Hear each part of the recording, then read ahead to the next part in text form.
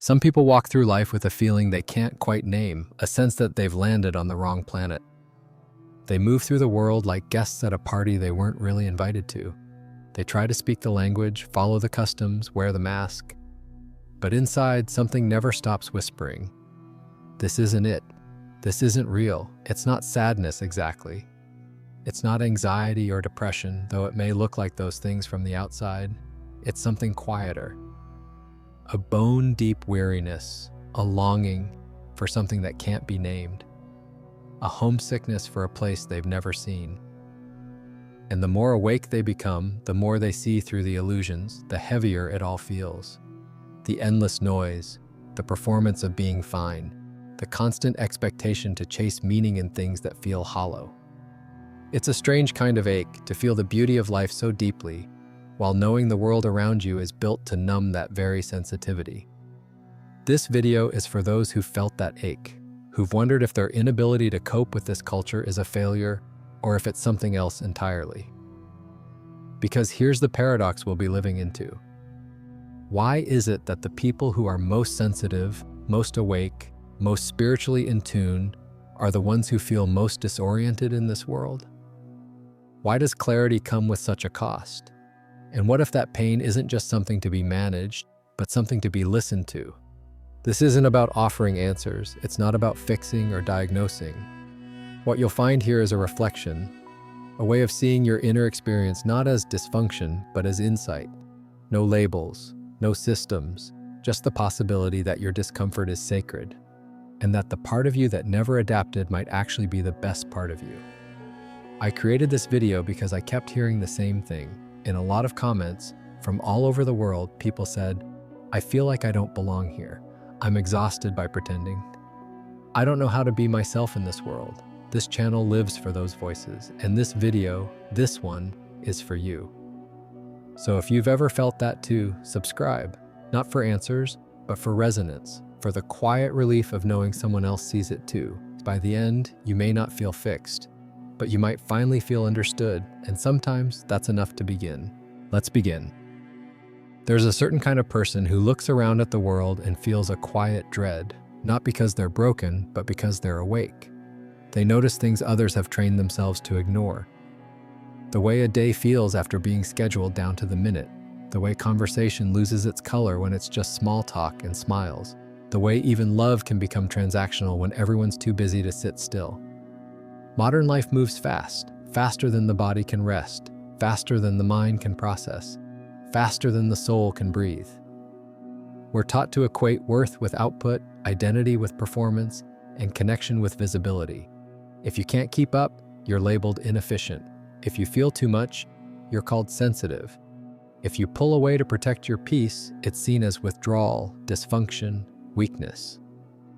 But beneath those judgments is a simple truth. This world was not built for sensitivity, presence, or slowness. It was built for profit, for control, for appearances.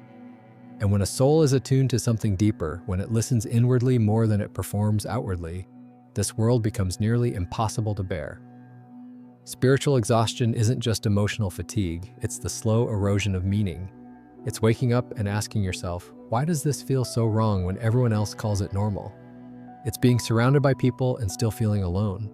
It's not that you can't function, it's that functioning requires a level of self-abandonment you're no longer willing to perform. Gabor Mate speaks of this disconnect as a kind of cultural trauma, the idea that society itself creates conditions that go against our deepest needs. We need presence, but are rewarded for productivity. We need truth, but are surrounded by curated versions of life. We need belonging, not just fitting in, but even that word has been twisted to mean assimilation, not authenticity. And so the soul grows tired, not from failure, but from friction. From the invisible grind of having to filter, edit, translate your essence just to be understood. Some carry this weight without even realizing it. Others feel it as anxiety, as depression, as numbness. But often, these are not symptoms of personal dysfunction. They're signals of internal wisdom, quietly insisting that something fundamental is out of alignment. You might feel this when scrolling through endless screens and noticing the emptiness behind the noise. You might feel it in work that looks successful but leaves you hollow. You might feel it in moments of joy that somehow carry guilt, because the world keeps moving, and you dared to pause. The systems we live within rarely ask if they deserve our participation. They simply demand it. And most of us comply, not because we agree, but because survival has trained us to adapt. Yet some part of you resists. It always has. That resistance is not rebellion, it's memory. The memory of a different rhythm, a different pace, a way of being that values presence over performance, stillness over spectacle. You're not failing to cope. You're noticing that coping has become a full-time performance, and noticing that might be the first real sign of waking up. There's a kind of pain that doesn't show up on scans or charts.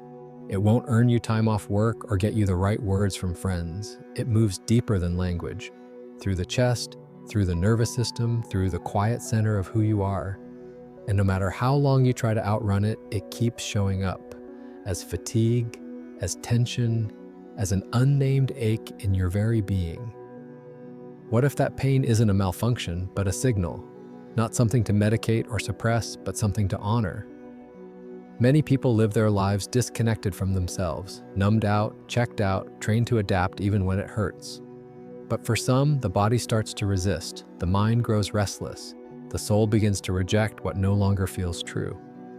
This isn't a breakdown, it's a form of remembering, like a spiritual immune response, your inner world pushing back against an outer one that no longer makes sense. You stop being able to fake small talk. You can't sit through meaningless meetings without something inside you breaking a little. You notice you're overstimulated in crowds, in cities, in conversations that don't touch the real. And then comes the judgment. You're too fragile, too emotional, too dramatic. But sensitivity is not fragility, it's perception. And perception, when it isn't silence, becomes truth. Philosophers like Camus and Kierkegaard spoke of this dissonance, this absurdity of living in a world that demands conformity while whispering promises of freedom. There's a sickness in that contradiction. And the ones who feel it most sharply are not the ones who failed. They're the ones who still have access to their inner compass. Psychology names this in soft terms: high sensitivity, chronic dissociation, sensory overload. But beneath the labels is a simple phenomenon: the soul's refusal to flatten itself for a world that insists everything be digestible, productive, and polished. And yes, that resistance can feel like suffering. It can feel like loneliness, like exhaustion, like failure. But there's wisdom in that pain. It's not asking for a diagnosis, it's asking for a pause, for a deeper look, for the courage to admit that maybe the things we've normalized are quietly breaking us. You're not imagining it. This culture is overstimulating, this economy is dehumanizing, this pace is unsustainable. And if your body and mind are starting to say no, that's not dysfunction, that's discernment. So if you've been feeling like you can't keep up, like your spirit keeps pulling the brakes even as the world screams go, maybe that's not weakness.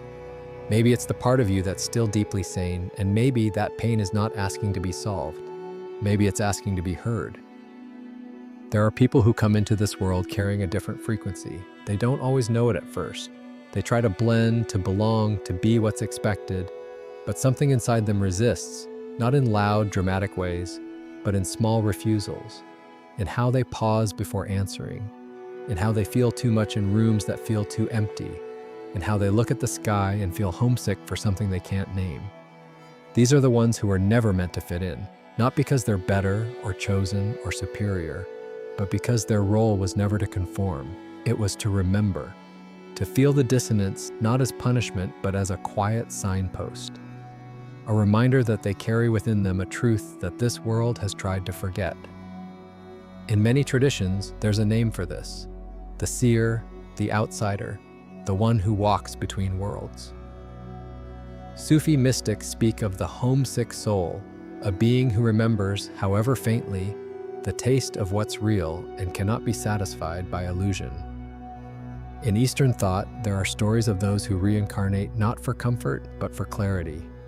Not to adapt, but to awaken, and sometimes to disrupt.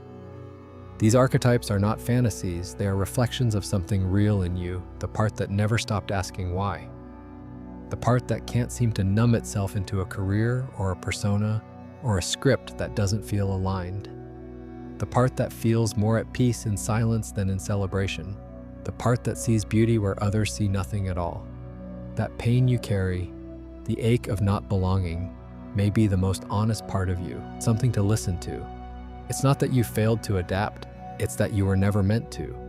Your discomfort is not a miscalibration, it's a compass, pointing you not away from the world, but deeper into your own knowing. And maybe into the quiet realization that the world you were trying to adapt to was never whole to begin with. You don't have to call it a mission, you don't have to save anything. But what if your very presence, your refusal to settle, your insistence on meaning, your tenderness in a world that rewards numbness, was already doing the work? The goal was never to blend in, it was to stay awake, to keep the flame intact, to live in such a way that even if no one else understands, you do, and that in itself is enough. There's a power that doesn't roar, it doesn't push or fight or prove, it simply says, no. No to the pace that leaves you breathless, no to the expectations that erase your essence, no to the performance of being okay when your spirit is whispering otherwise. This kind of no is not defiance for the sake of rebellion, it's a return, a reclamation, a soft refusal to keep living as though numbness is the price of belonging. You don't have to disappear into the noise. You don't have to keep offering parts of yourself just to make others comfortable. There's another way, and it begins not with a grand transformation, but with a quiet decision to stop abandoning yourself in order to survive. For many, this begins in moments so small they almost go unnoticed, choosing not to answer that message right away, leaving a conversation that drains you, letting yourself rest without justification. These aren't acts of laziness, they are sacred boundaries. They are acts of inner alignment. Stillness is not stagnation. Silence is not surrender. Saying no is not failure, it's clarity. It's knowing what your system can and cannot hold and honoring that without apology. In a world obsessed with doing more, producing more, becoming more, choosing to simply be is a radical act. Not to escape the world, but to reshape your place in it, slowly, intentionally, from the inside out. You stop going to the party that leaves you empty. You stop chasing the job that asks you to shrink. You stop pretending that optimizing your life is the same as living it. And in the space that opens up, something else begins to emerge. Presence, sincerity, truth. This isn't about becoming enlightened or transcending pain. It's about staying rooted in your own experience long enough to hear what it's been trying to tell you, that you're allowed to live a life that doesn't exhaust you, that you don't have to be efficient to be worthy, that you don't have to be understood to be whole. Saying no doesn't mean rejecting the world entirely. It means refusing to betray yourself in order to keep pace with it. And once you taste that kind of freedom, even in just one small area of your life, it begins to ripple. You breathe more fully, you listen more deeply. You begin to move not in reaction to pressure, but in response to truth. You may not always be able to change the world around you, but you can choose not to disappear inside it. And sometimes that single act of refusal becomes the seed of an entirely different life. Somewhere inside you, there's a part that never stopped noticing, the way the wind feels just before it rains, the weight behind someone's silence, the quiet wrongness in a world that tells you to smile while your soul aches. That part of you, fragile, perceptive, unflinching, it was never the problem. It's been the thread of sanity in a system that often forgets what it means to be human. You felt out of place because you were never meant to be molded, because you remember something more honest, more whole. And even when you couldn't name it, you could feel it pulling you inward.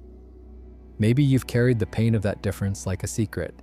Maybe you've tried to hide it, to fix it, to work harder at being what the world asked of you. But what if the very thing that made you feel out of sync was what kept you connected to what matters? You don't need to explain yourself anymore. You don't have to contort into shapes that hurt. Your awareness is not too much. Your sadness is not failure. Your resistance is not dysfunction. These are the signs that something in you still hears the real, still recognizes when life is asking too much of your soul. So if you've been walking through life feeling strange, tired, misaligned, know this, you're not lost. You're remembering. And the ache that's been with you all this time, that ache might just be the compass. What if the pain that made you feel like an outsider, was the very thing keeping you whole? If that question lives in you, if it's been quietly waiting for language, then stay close. There are more of us, more people learning to live without pretending, more people choosing truth over comfort, more people letting go of the script and listening to something quieter. Thanks for watching.